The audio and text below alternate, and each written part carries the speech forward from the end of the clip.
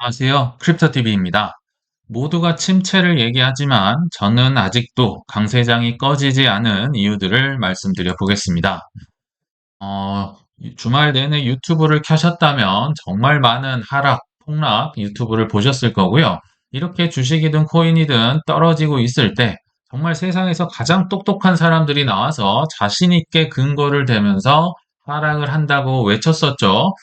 조회수 막 빵빵 터지는 거 좀 부러웠습니다. 그리고 반대로 낙관론자들, 뭐 오른다는 정말 극소수긴 하지만 그런 분들은 뭐 욕이 뭐 어마어마하게 달려 있는 걸 제가 주말 내내 확인을 했었는데요. 게다가 워런 버핏이 최근에 나도 팔았다고 하면서 뭐 불을 지폈었죠. 세상에서 가장 투자를 잘한다는 워런 버핏이 또 한 번 애플을 거의 절반 정도 팔면서 이제 현금이 예전에 230조, 40조일 때도 많다고 했었는데 현금을 무려 400조 원 가까이 쌓아두면서 이거 정말 경기 침체 오는 거 아니냐? 버핏이 팔면 이제 좀 두려울 법한 건 뭐 사실인 것 같습니다. 게다가 여러 유튜브에서 이제 많이 나와서 다들 전문가가 되셨겠지만 샤메의 법칙, 3의 법칙이라는 게 있죠. 간단히 얘기하면 실업률이 높아서 이거는 경기 침체로 들어가는 전조 신호다. 아마 다들 학습을 하셨을 거라 보고요. 또 고용지표 나쁘게 나왔고 제조 관리 지수 역시 나쁘게 50 이하로 나오면 침체 전조 신호다. 아마 다들 기사를 보셨을 겁니다. 게다가 지금 7월 FOMC 회의 때는 금리를 동결했는데 8월은 휴가 기간입니다. FOMC 회의가 없어서 금리를 낮추고 싶어도 올릴 수 없고요. 9월까지 기다려야 됩니다. 그러니까 엘리자베스 워렌 이제 의원이 와서 제롬 파월 휴가 갈 생각하지 말고 얼른 복귀해서 긴급 회의든 뭘 해서 빨리 낮춰라. 뭐 50bp 한 번에 낮춰라. 지금 뭐 폭주를 하고 있는 상황이죠. 굉장히 상황이 안 좋은 것 같은데요. 뭐 주말 내내 이런 거 실컷 보셨을 테니까 저는 이제 반대편의 얘기를 한번 해보려고 하고요. 한편으론 저번 영상에 제가 잠깐 말씀을 드렸던 우리의 그 알트코인 매수 대기하는 고래들 지정가 매수하면서 기다리고 있었다고 했잖아요. 뭐 얼마나 살지 마음에 들 만큼 샀을지는 모르지만 아마 그 매수 풀지 않았다면 그래도 적당히 사지 않았을까 주말쯤에요 생각이 들거든요. 이분들 어떻게 되는지 혹시 제가 알게 되면 나중에 말씀을 드리도록 하겠습니다. 자, 이제 반대편에서 한번 말씀을 드려볼게요. 근데 저는 설득하고 싶은 마음이 전혀 없습니다.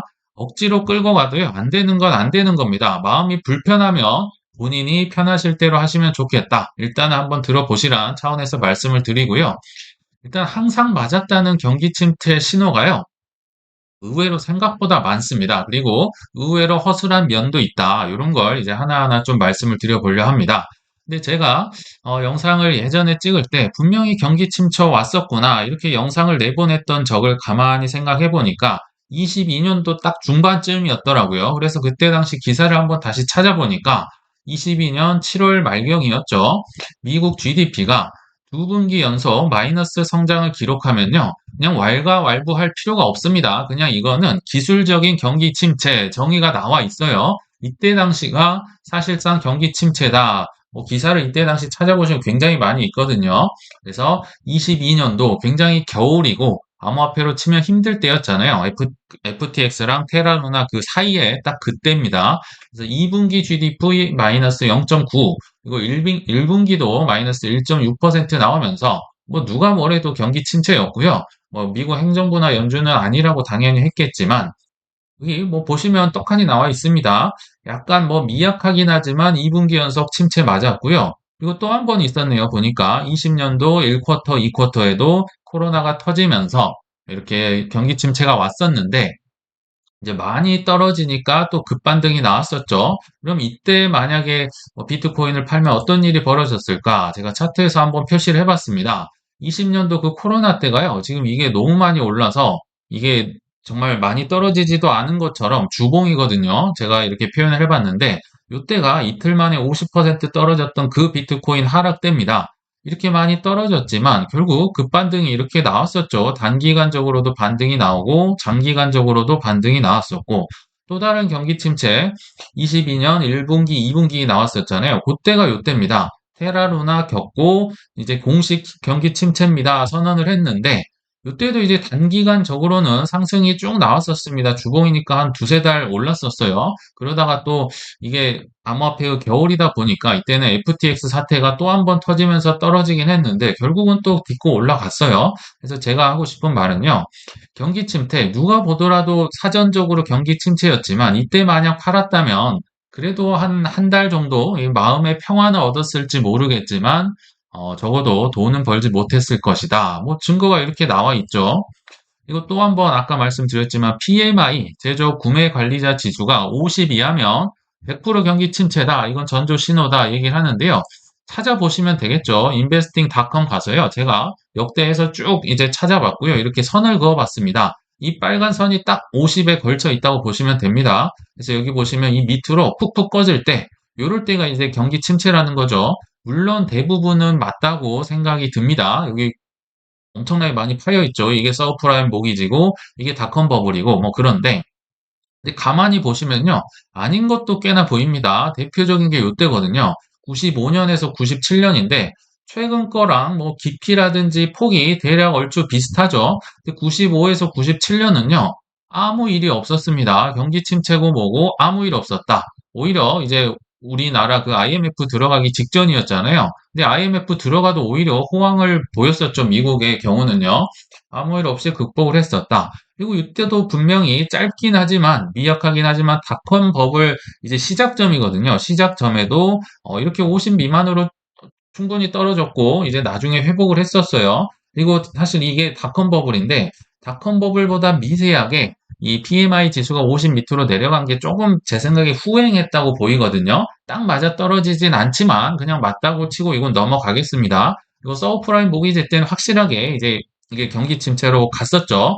근데 그 뒤로 와서요. 요게는 이제 2016년이고요. 여기는 2019년인데 16년과 19년에 무슨 일 있었던 거 기억나시는 거 있습니까? 없습니다. 50 밑으로 가면 이렇게 푹 꺼질 때도 있지만 아무 일 없이 지나갈 때도 있다.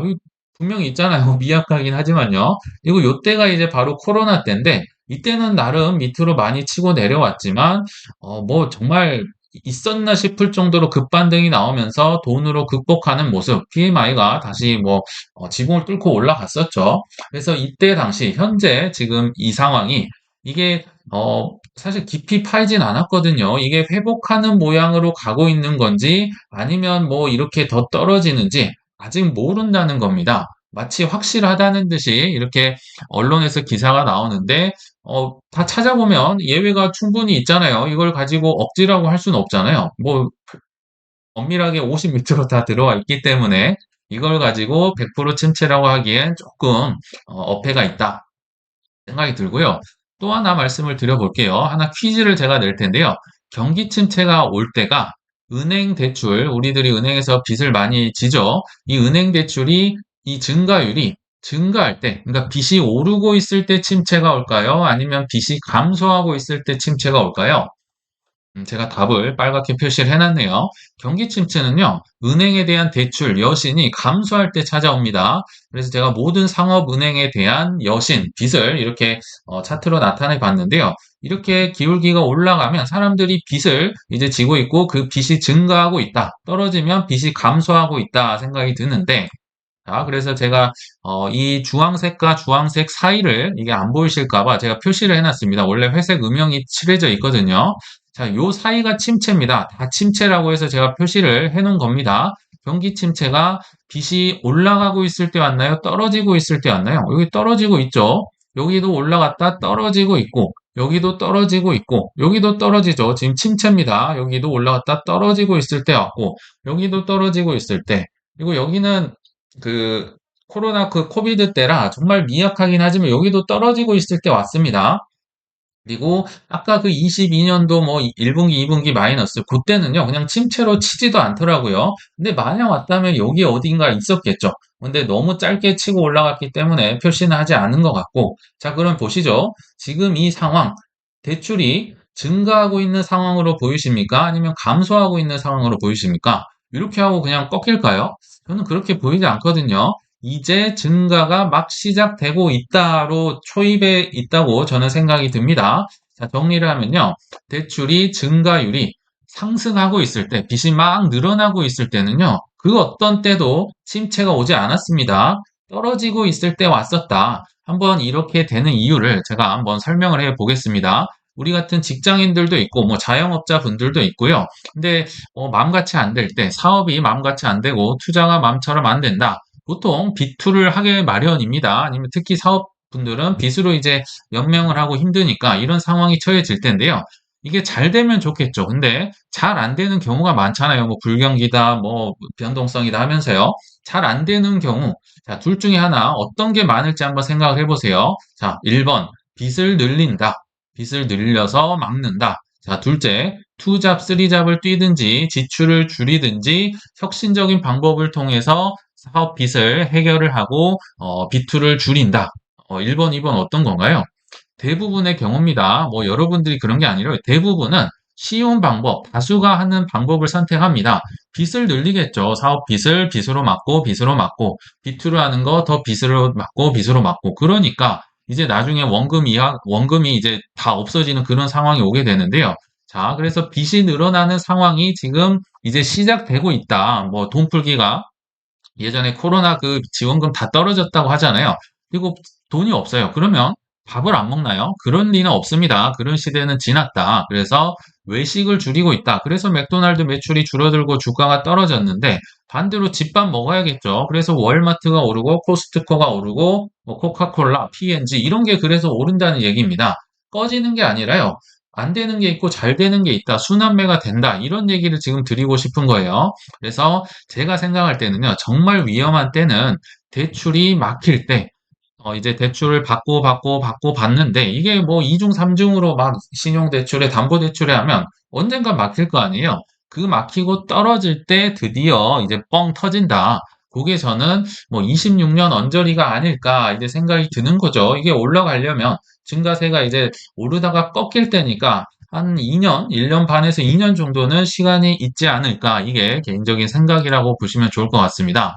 또 하나, 뭐 거의 100%라고 확신하고 있는 장단기 금리 역전. 이것도 한번 자세히 볼 필요가 있어요.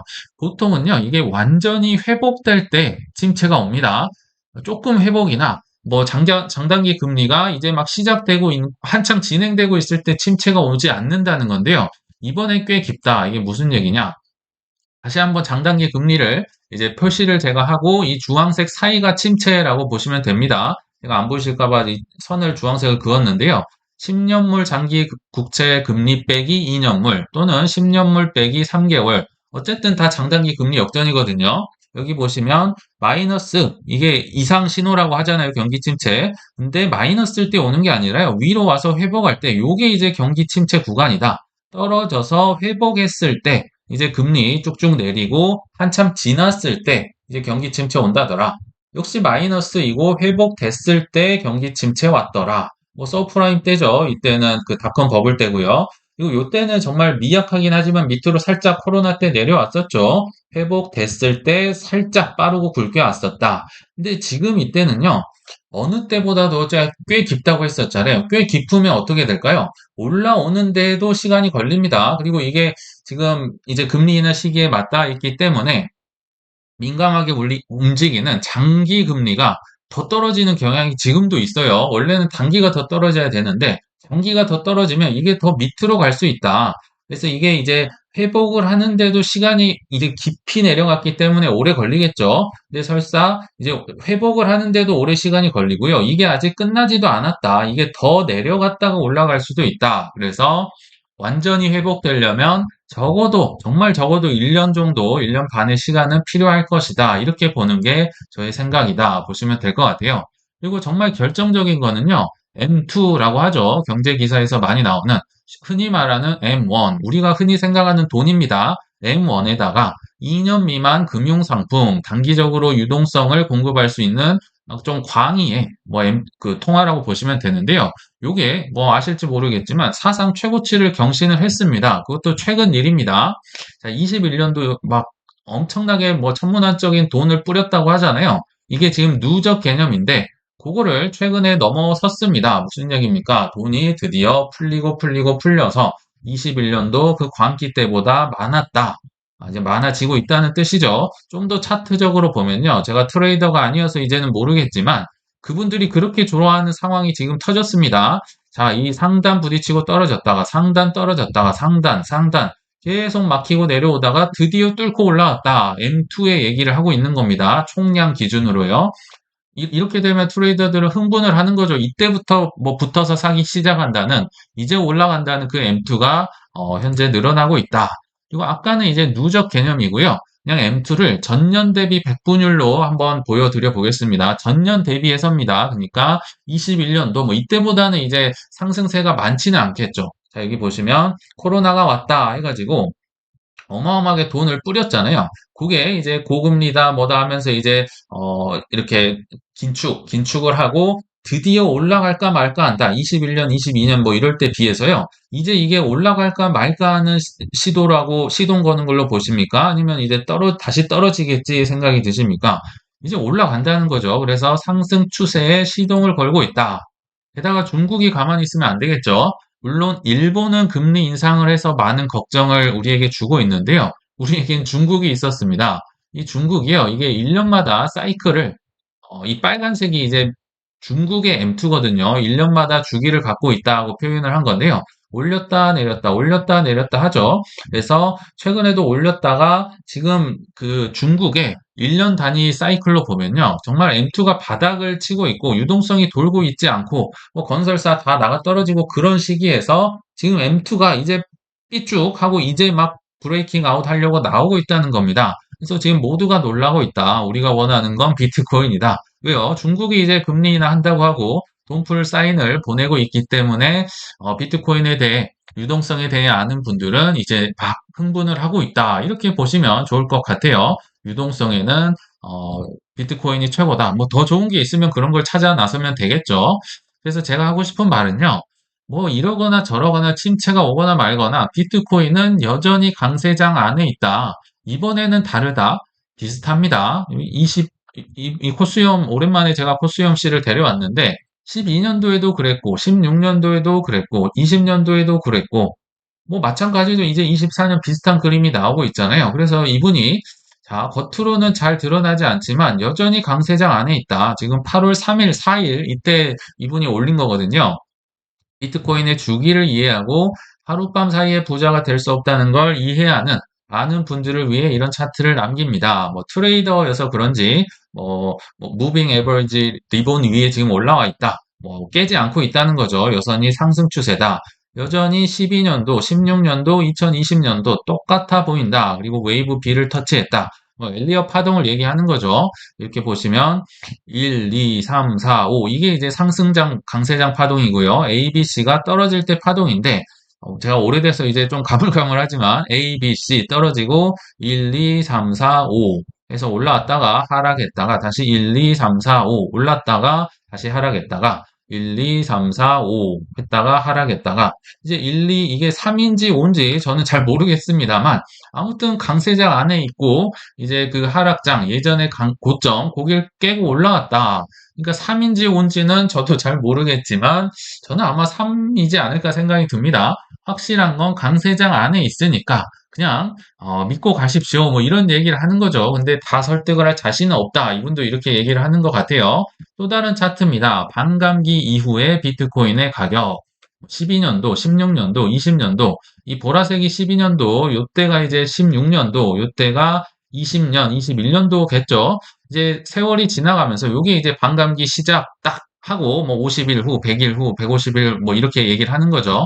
근데 이제 좀 상승세는 줄어들죠. 아무래도 몸집이 무거워지니까요. 12년, 13년도에는 이렇게 많이 올랐었다가 이제 16년, 17년도에는 조금 덜 이제 밑으로 내려왔죠. 그리고 20년, 21년도에는 뭐 요 정도 왔는데 뭐 요 정도가 아니라 좀 더 떨어질 수는 있겠지만 이 까만 게 이제 4년, 5년 이제 막 시작해서 100일 막 지났는데요. 시작도 안 했는데 사람들은 지금 다들 끝났다고 하고 있잖아요. 정말 이게 돈이 있는 사람에게는요, 너무나도 감사한 일입니다. 시작을 안 했는데 끝났다고 합니다. 그러면 뭐 이렇게 오르는 것까진 바라지 않지만 여기 근처는 갈 거 아니에요. 여기 최근 이제 21년도 4월과 10년이니까 여기 근처는 갈 것이다. 근데 왜 이렇게 그냥 떨어질까요? 여기 밑으로 떨어질까? 그럴 리는 저는 없을 거란 생각이 들거든요. 그래서 돈이 있는 분들, 믿음이 있는 분들에게는 굉장히 감사한 일이 아닐까 생각이 듭니다. 그래서 결론은요.